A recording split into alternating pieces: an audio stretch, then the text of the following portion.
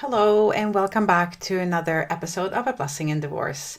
Today, I want to talk to you about journaling. But before I get into all of that, I want to wish you a happy new year. It is now 2024. And if you are like just about everyone else, there's something about the new year, a new month, a new week, even. Everything started on Monday this week.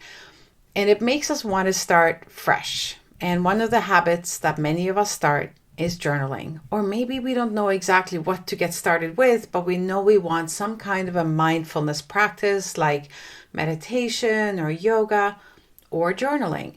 So today I want to talk to you about the benefits of journaling and why we do it and what it can give you, and also how to get the most out of your journaling experience. So let's do this, everyone. Let's get busy doing something really good for ourselves that can really kick this year off right and help you create the life that you want. And yes, journaling is one of the ways that we do that. Hello, and welcome back to another episode of A Blessing in Divorce. I am so grateful to be allowed into your headset and day today.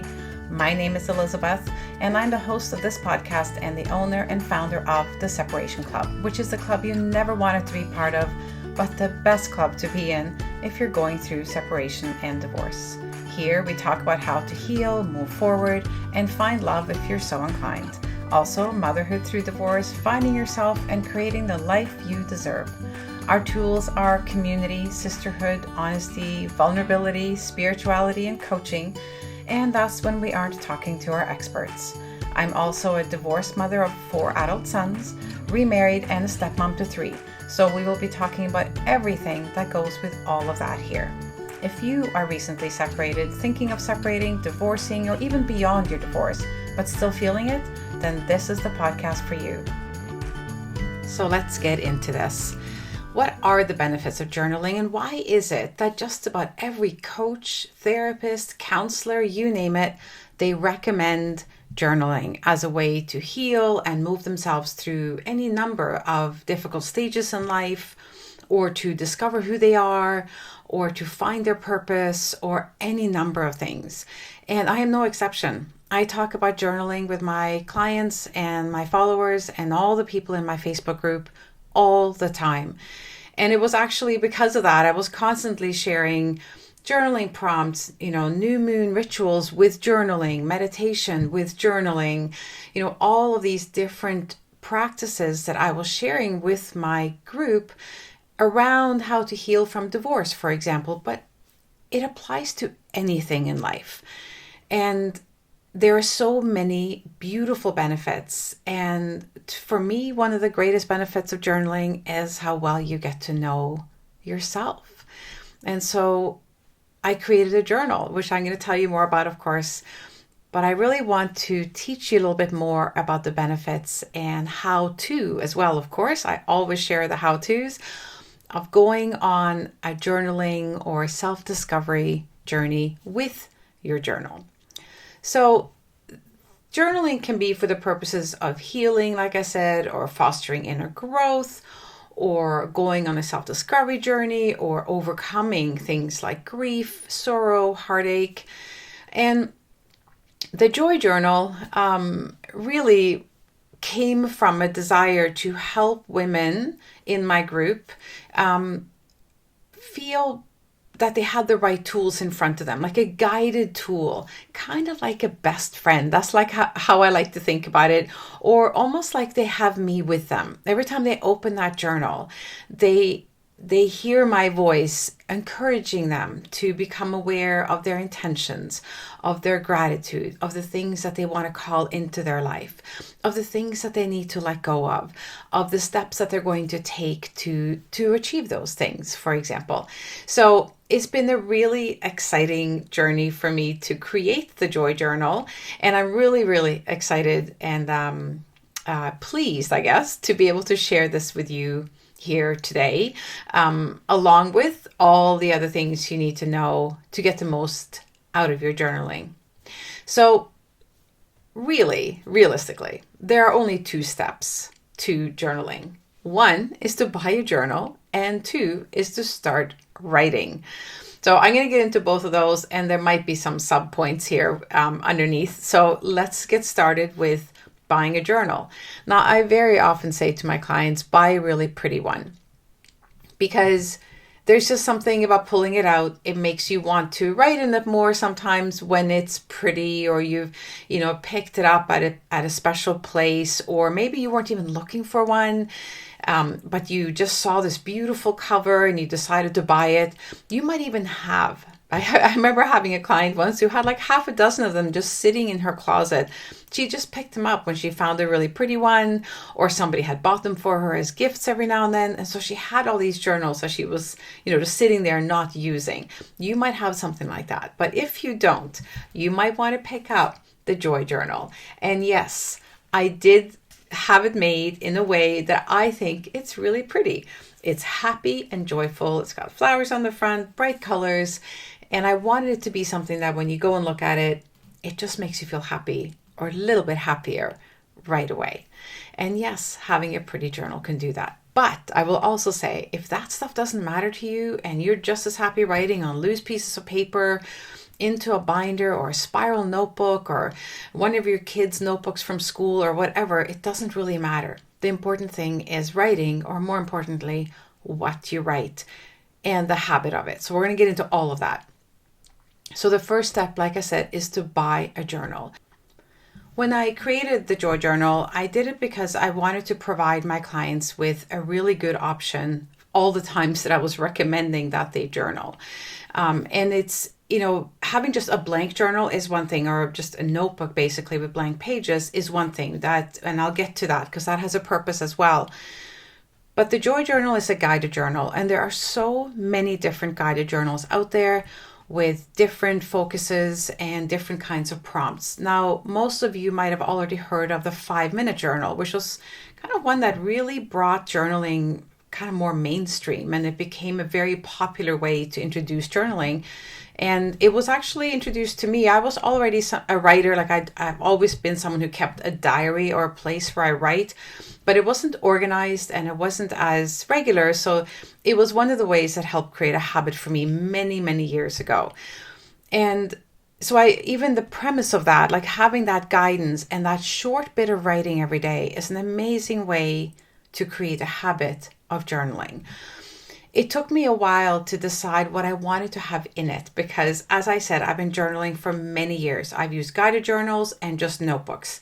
And I knew that there were certain pages I wanted in it. And I will admit, I might have spent some time overthinking this, and wondering what you would like and what would be best for all of you.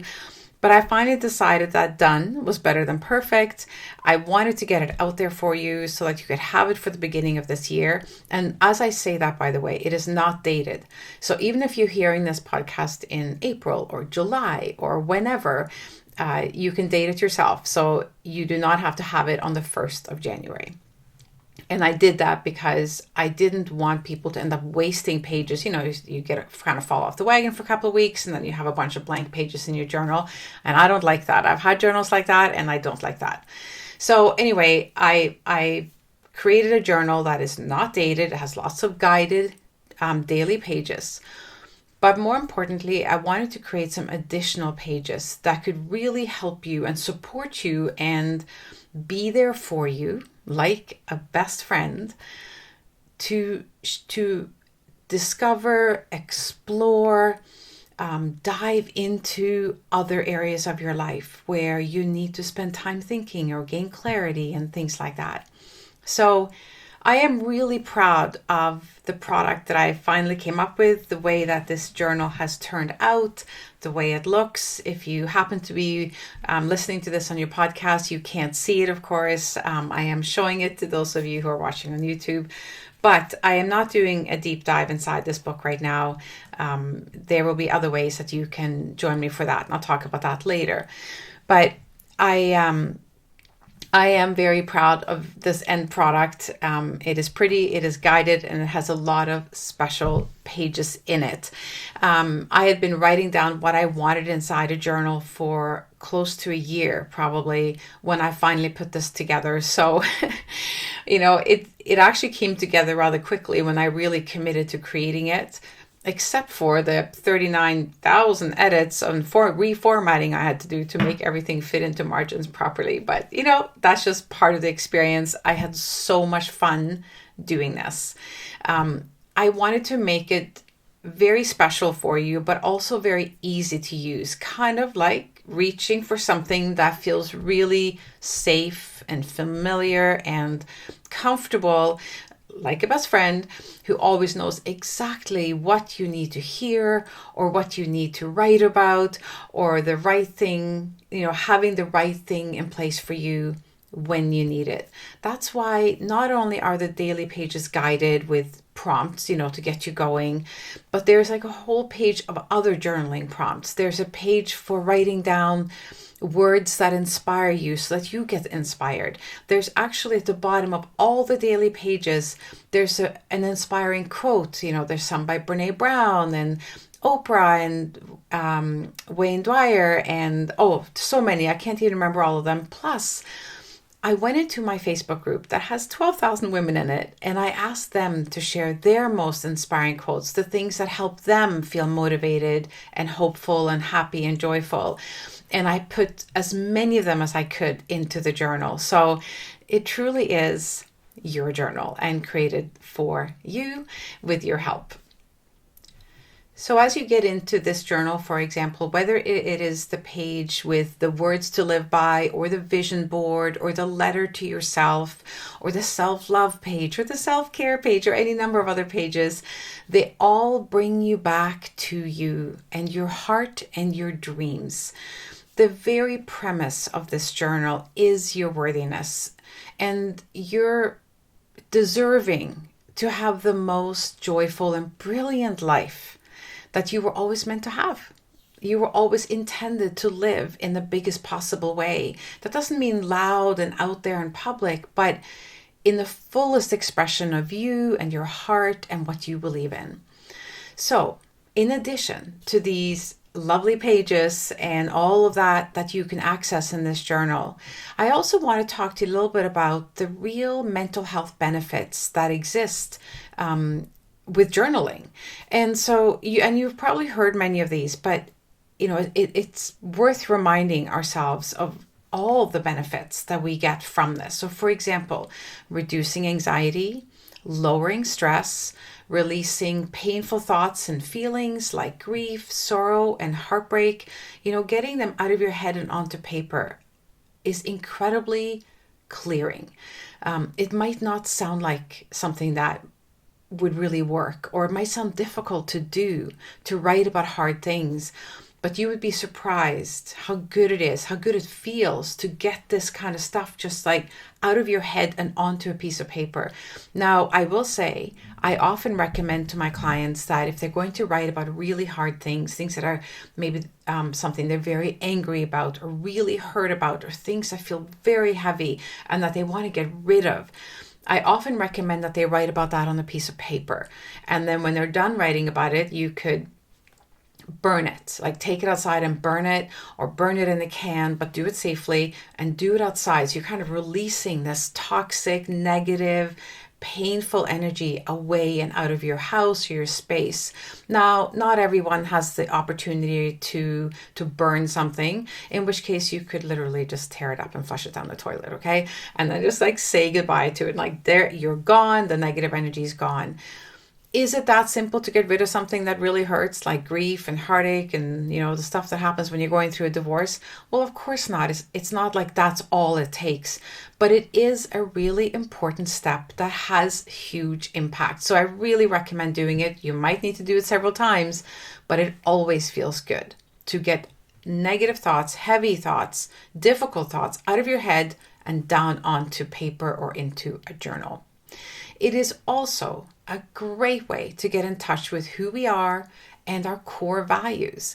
When I was coming out of my divorce, and this is true for so many women, even just coming out of, being active parents, and then their kids take off for university or next stage of life, and they're suddenly sitting there going, well, who am I now, right? There's these different stages in life that have us asking, well, who am I now? What am I going to do? And a journal is such an incredible place to get to know yourself. It's a safe space. It is yours. It's a place to explore. It's a place where you can't go wrong.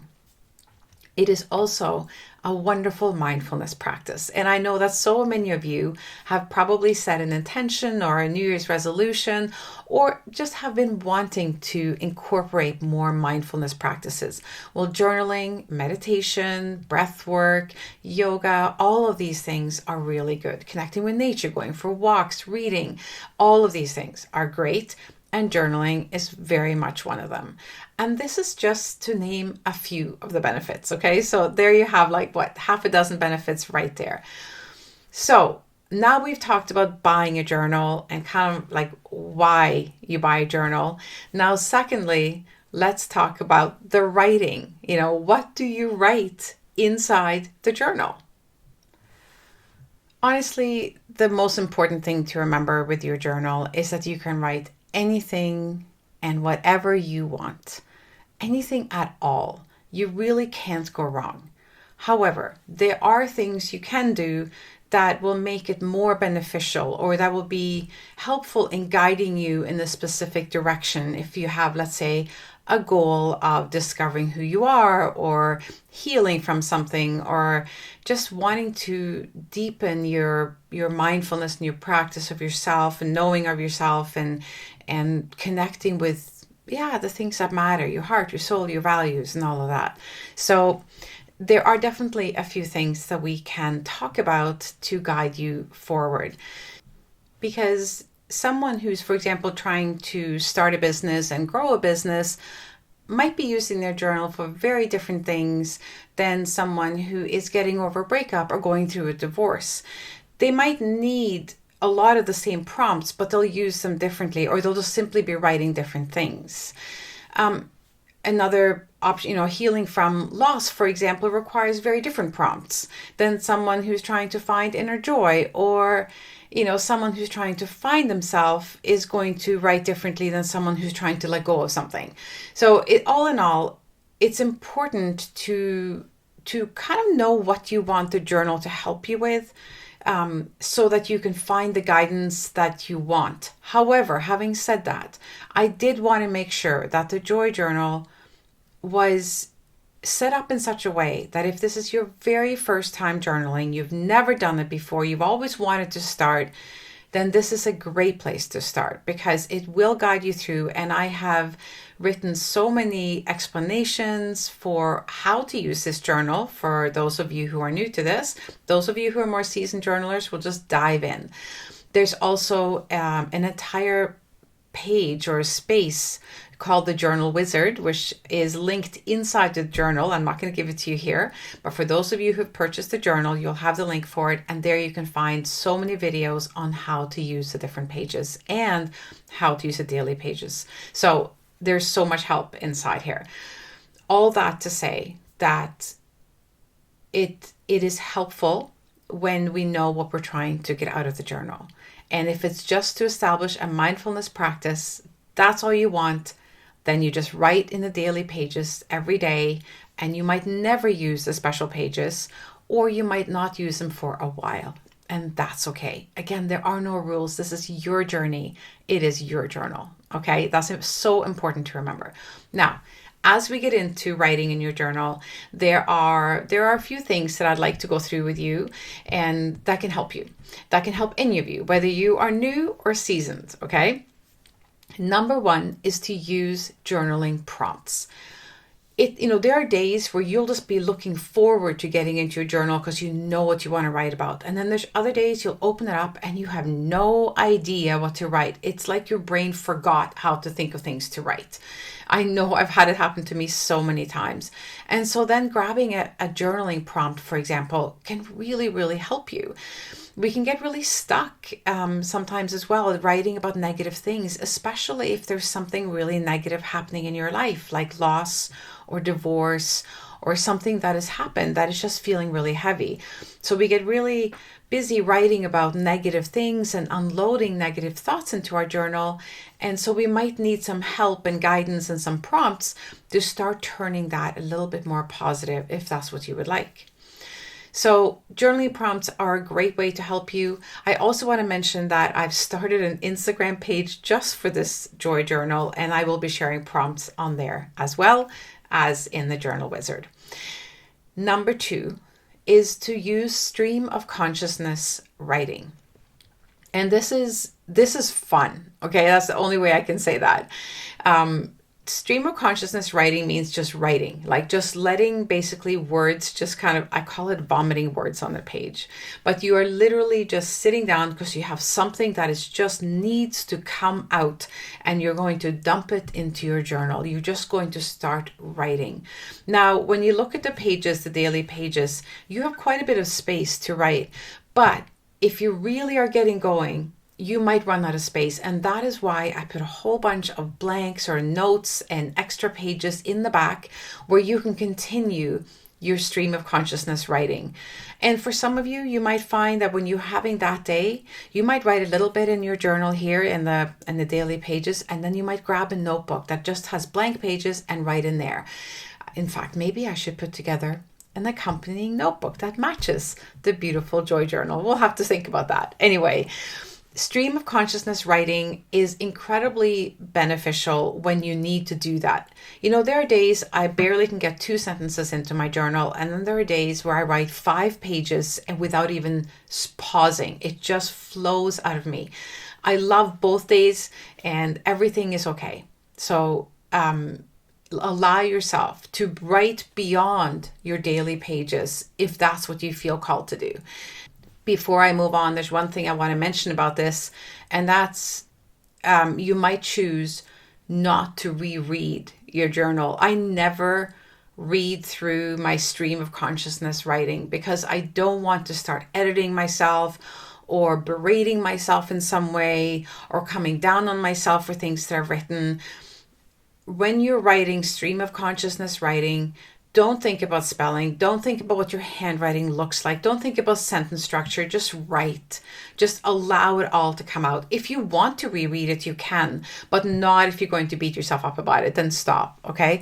So I know some people like to reread their stuff, but most people that I know who write like that, we don't read our stuff. It doesn't feel important. Once you've unloaded all that and gotten it out of your head and onto paper, it's such an incredible relief and it just almost feels euphoric to get it out and there on paper, and then you're just ready to kind of say thank you to the journal and close it and get on with your day. So it's whatever works for you. So number 3, when it comes to writing in your journal, is to make sure to focus on positive things, at least every so often. So I mentioned this a little bit in number 1, but I would like to bring it back up again, the importance of using the journal to turn experiences, negative experiences, to guide you sort of forward towards the positive.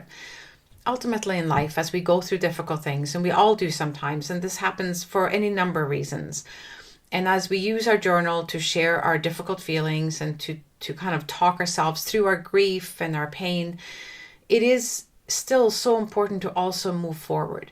We can't get stuck in the past. And just as we can't just keep talking about our pain and the past and the difficult memories all the time, we also, if we keep writing about them all the time, they stay very alive in us. It is important to find ways to turn your journal forward, to start changing the way that you're writing about things so that it can allow you to move forward. So it truly becomes a tool that helps you through your grief, through your loss, through the divorce and the difficult feelings and the anger and whatever it is that you're feeling. These emotions that you're feeling are strong and they're huge and they're valid and they need to be worked through. And the journal is a beautiful place to do that. But at some point, we need to turn it to the positive. And a great way to do that is to, again, use journaling prompts. But another thing that I like to remind my clients to do is to think about, how would you like to feel? Where would you like to be in life? and to write about that every now and then. It's writing about it as though it has already happened. That's really the key to start to change the feeling inside us. So when we feel like we're like yet again writing about old pain, old grief, maybe then the next time you get into your journal, you say to yourself, okay, where do I want to be? How do I want to feel? And then start writing about that in the present tense as though you're already experiencing it. So one of the prompts that I so often give to my clients to help them with that is, I am so happy and grateful now that whatever it is, now that I feel so much better and alive, and I'm feeling good about life again, or positive, and I'm spending time with friends. You can write whatever you want, but you write about what you would like to be experiencing and what you would like to be feeling, as though it's happening now, even though it might not be happening quite yet. And the reason you do that is because when we put ourselves into the vibration or the energy of that positive future place, we start to see opportunities. As you're journaling, for example, you might, as you write about something you'd like to be experiencing or feeling, you might suddenly realize, oh, I have an idea, or I know somebody I could call, or I think I'm going to do this positive thing today that I wouldn't have thought about if I was still writing about my pain. Do you see where I'm going with this? So it's a really important exercise as well as you are journaling. If you need help with this, by the way, get in touch with me through my Instagram page or any number of other ways that you can reach me. And there's going to be lots of information about all of that down below. So let's turn things forward. And another example could be to write something like, now that I have released the pain, or I have let go of this thing that's causing pain, I'm feeling so much better in this way, and then write about that way. So I want to move on to the last tip. It's probably or possibly the most important one, really. Maybe I should have put it in the beginning, but here it is. I guess I should say that these things are not listed in importance, in order of importance. The most important thing possibly is setting aside time to do this, right? It makes sense. If we don't set aside time to do this regularly, it does not become a practice. There's a reason we call these mindfulness practices, daily practices, because we have to practice the art of sitting down to journal every day, or to meditate every day, or practice yoga every day. So I want you to set aside 10 minutes to journal, or maybe only 5 if that's all you can manage in the beginning, every single day. Pick a time of day where no one will interrupt you. For most people, that's the morning. You're not too tired. No one else maybe is up yet. Like, I just suggest setting your alarm 10 minutes earlier and getting up, grab your journal, go sit down, glass of water, cup of tea, cup of coffee, whatever, and start writing. And then you can get on with your day. I have set up the Joy Journal, or the daily pages in it, that you could truly get through them in 5 minutes. 10 minutes is better. You can get more out of them, but that's all you need to do your daily journaling. And then you can dive into the other pages if you have more time, or on the weekend, or in the evenings, or whenever you feel called to do that. So starting a daily practice, whether it's journaling or meditation or both, has a lot of benefits other than the fact that you just end up writing in your journal. When we make a decision to do something like that every day, I'm going to journal for 5 minutes every morning, or I'm going to meditate for 5 minutes every day. When we make a commitment like that to ourselves and we keep it, we start to build that self-trust in ourselves. We start to build confidence and belief in ourselves, because every single day you are getting up and doing something just for you. And so you've been successful right off the bat. That's why people say things like, make your bed every day, because it's something positive that you're doing every single day. And if you can commit to making your bed every day, and you commit to journaling every day, and you commit to meditating every day, well, look at you. You have the trifecta of success starting off, and maybe it's not even 7 o'clock in the morning, right? So one of the benefits, or one of the huge benefits of doing something like this, is building self-trust. Another one, of course, is building a mindfulness practice. So mindfulness practices are about becoming mindful of who you are, of the present moment, of your life, of things that are happening, things that you need to be aware of, or whatever it may be. So it's just sitting down and enjoying life and slowing things down a little bit, right? Now, another benefit to committing to a practice like this is clearing away troubled thoughts, or troubling thoughts. Things like, maybe you woke up in the morning and you're thinking about something. It's like, no, I want to get rid of that and I want to get on with my day. So there could be something like that as well. And then, of course, it's using your journal and this time to create the life that you want and deserve, like to start dreaming and writing about your dream and formulating the dream and discovering the steps towards your dream and taking those steps and celebrating those steps. All of that happens in your joy journal. Other benefits to this daily practice is, gaining more clarity, feeling more focused when it comes to, your day and the things that you want for yourself. It helps you discover and pursue a purpose. You might even discover that you're a writer, that maybe you end up writing a book. You wouldn't be the first, let me tell you. So I have talked a lot about the benefits of journaling, how to do it. And I hope that this has been helpful for you if you're just starting out in a journaling practice, or if you're returning to one you maybe haven't in a long time, or if you've gotten tired of journaling, like you just didn't feel it was working for you anymore. I hope that you've found some new ideas that can bring this practice back in a positive way for you. I truly love spending time in my journal in the morning. I love making myself a cup of coffee and sitting down in like my favorite chair. I just bought a new lamp to have in that corner so I could see my journal better. In the winter when it's dark, I often light a candle. I have some crystals with me and I just sit and journal. I might play some music that I really like some just really soft meditation music or piano music or something that I really like. And I really make it a moment. And whether that is 10 minutes or an hour, it is my special time. In fact, when I first really started getting back into journaling, which is now probably about 4 years ago, I used to get up at 6 in the morning to do that. And I used to do it for 10-15 minutes. And then I would listen to this coach for about 45 minutes and I'd get on with my day. I now get up at 5:30 in the morning so that I can have as much time as I want or need to meditate and journal every single day.